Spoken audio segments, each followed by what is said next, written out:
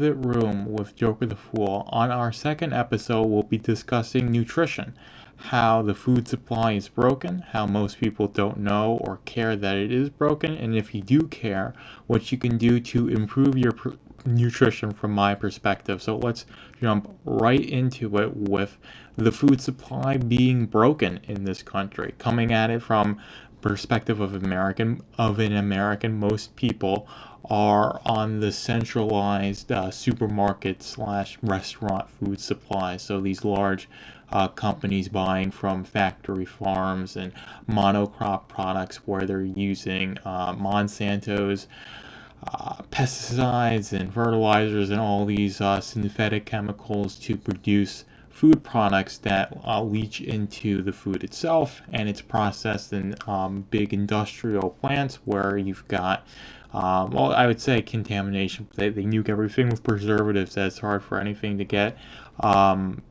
contaminated like that. I mean, you put a McDonald's bun, it can last for years because of how many preservatives it has. So not even the mold wants to eat that stuff. It's just you get heavy metals in these machines, especially when you're running so many batches and you're trying to make this as cheap as possible. And this is what most people are on. They're eating some sort of processed form of enriched wheat flour with seed oils and artificial flavorings added. If you're buying any of the frozen stuff, that's basically what most restaurants, fast food places do, in terms of the breading, in terms of, stuff like burgers and chicken nuggets and French fries and all these sorts of things that you buy from the drive-thru, which, I used to do when I was in that mindset of just, I just want to eat stuff because it tastes good, like I have to eat out, these sorts of things that you tell yourself, because they literally engineer this stuff to be as addictive and degrading to your health in terms of how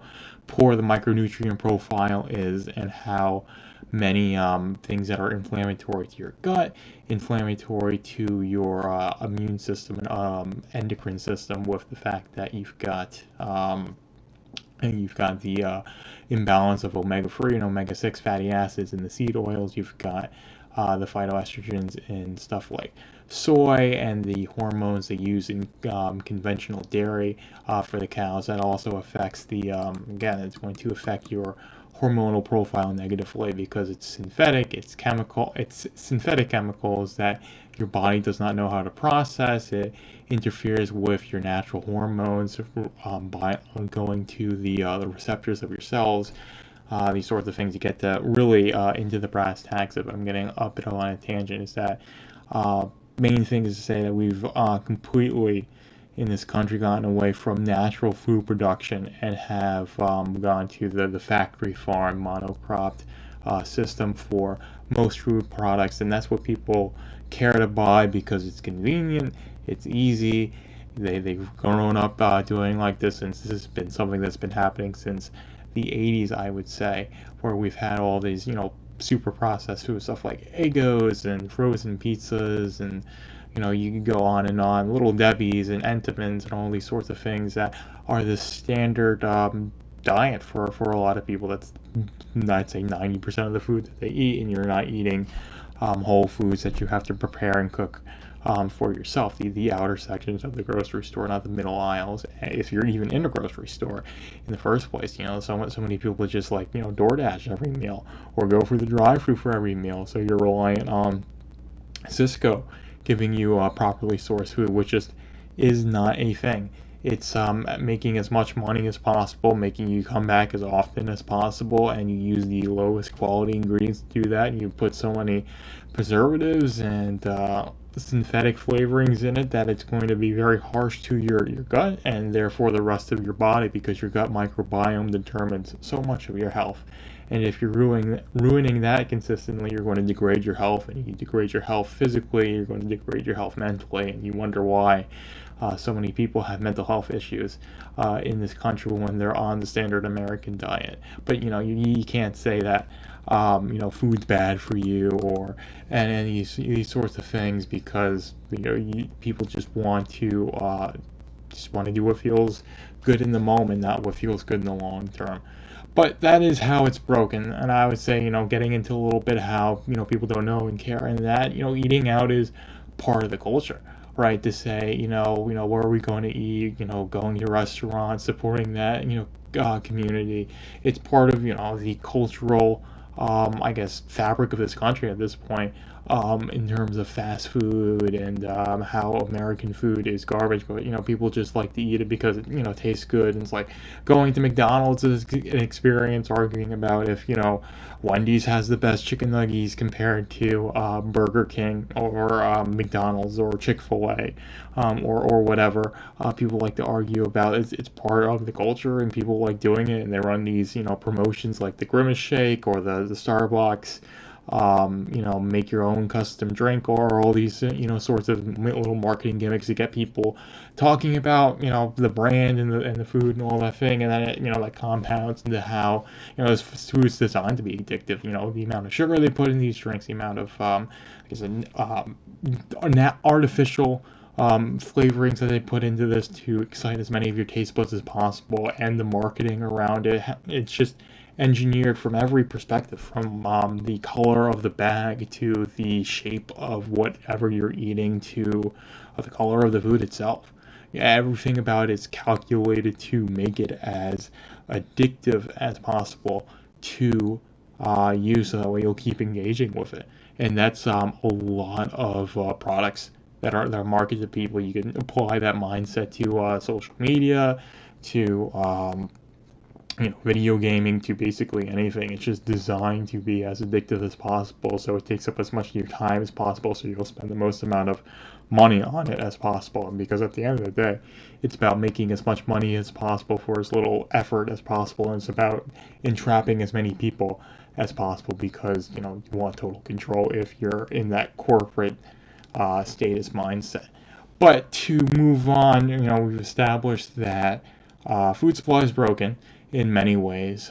Most people, at least in this country, are more culturally inclined to not care about it, which again, that's your own prerogative, but I would recommend you care about what you put inside your body, but that is just me.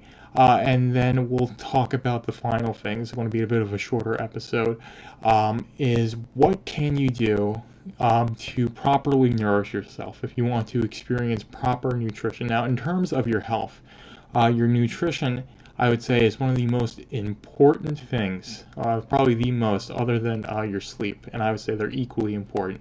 Your sleep and your nutrition are going to be the two biggest determining factors in your general health, barring any sort of anything else other than that. Of course, you could have like cancer or be an amputee victim, and then you're going to have health outcomes that are negative because of that. But saying you're don't have any sort of egregious medical issues, your nutrition, your sleep are going to determine your health improving or degrading in the long term. So that was a bit long-winded, but basic thing is you want to go for a diet that consists mostly of high quality animal proteins and fats. So you want to go for pasture raised, grass fed, wild caught whenever you can.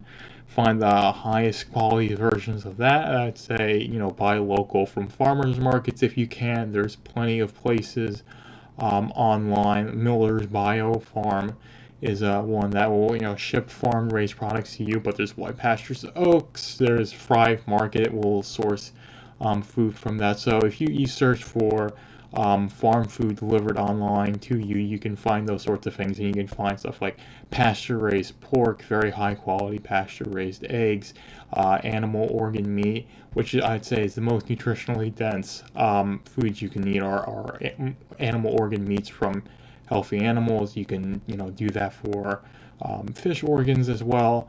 All these sorts of things. You can find these things using the power of the internet. There are companies that sell their high quality farm products online that aren't available in Walmart or Target or Stop and Shop or Aldi, because they're not producing at a large enough scale to provide to those stores. So that's the basic thing. So high quality animal products and animal fats, so stuff like beef, tallow, lard, duck fat, ghee, are great cooking oils to substitute in for canola, corn oil, olive oil for your general health, especially for stuff like frying. Tallow and lard work great for deep frying if you want to deep fry things. Although I wouldn't recommend deep frying things all the time if you want to be eating healthy. But that's beside the point. But lard and tallow work great for deep frying. So if you use stuff like peanut oil or canola oil or vegetable oil, then I would recommend getting onto tallow or lard, and those are things you can source off of Amazon. You can source online because most stores will sell you corn oil or canola oil, and they won't sell tallow or lard or those sorts of things. But people buy those things because it's what's easiest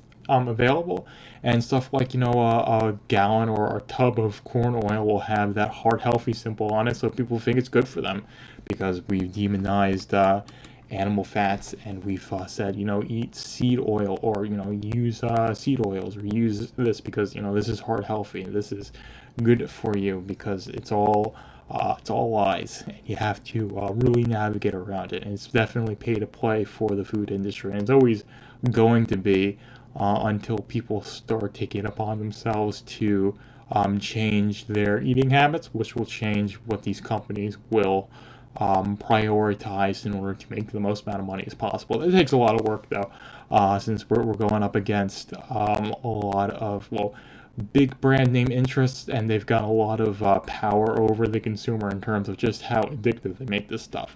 So that is the basics of what you can do. I of course encourage you to put as much time as you can into researching this on your own.